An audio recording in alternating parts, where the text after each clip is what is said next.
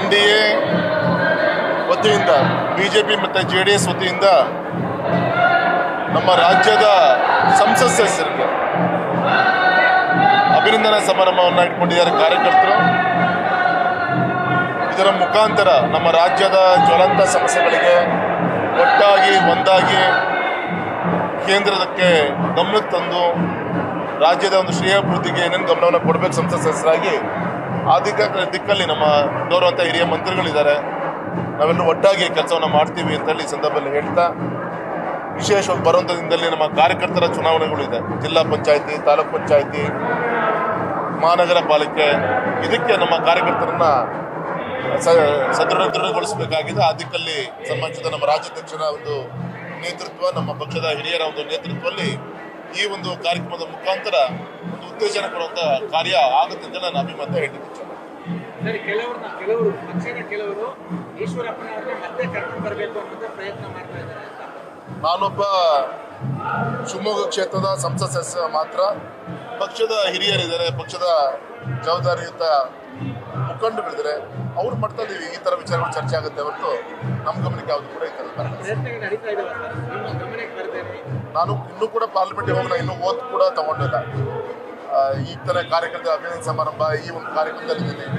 ನಮ್ಮ ಗೌರವಂತ ಹಿರಿಯ ಕಾರ್ಯಕರ್ತರು ಭಾನುಜಿ ಅವರು ತೀರ್ಕೊಂಡ್ರು. ಈ ಥರ ವಿಚಾರಗಳಲ್ಲಿ ಚರ್ಚೆ ಮಾಡ್ತೀವಿ ಹೊರತು ಈಶ್ವರನ ವಿಚಾರ ಯಾವುದು ಕೂಡ ನಮ್ಮ ಸಂತೋಷ.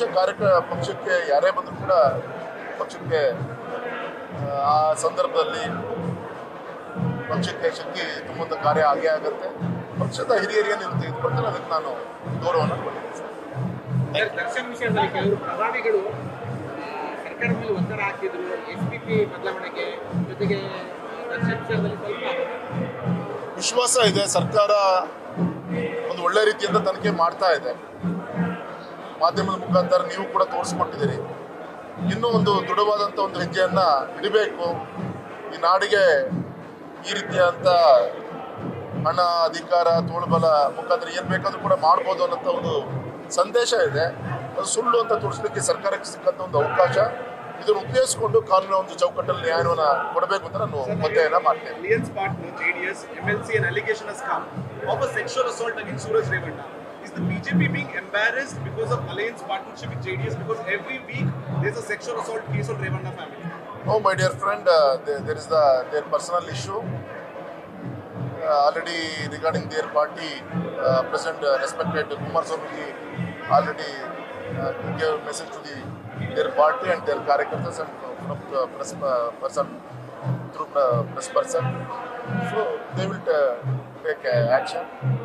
So law will take its own action.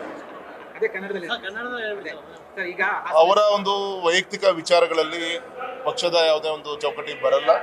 ಅವ್ರ ಕುಟುಂಬ ಇದೆ, ಗೌರವಂತ ಪಕ್ಷದ ಮುಖಂಡಗಳಿದ್ದಾರೆ, ಕುಟುಂಬದ ಹಿರಿಯರಿದ್ದಾರೆ. ಅವರು ಇದ್ರ ಬಗ್ಗೆ ಚರ್ಚೆಯನ್ನು ಮಾಡ್ತಾರೆ. Thank you. ನ್ಯೂಸ್ ಫಸ್ಟ್, ನಿರ್ಭೀತಿಯಿಂದ ನಿಮ್ಮ ಪರವಾಗಿ.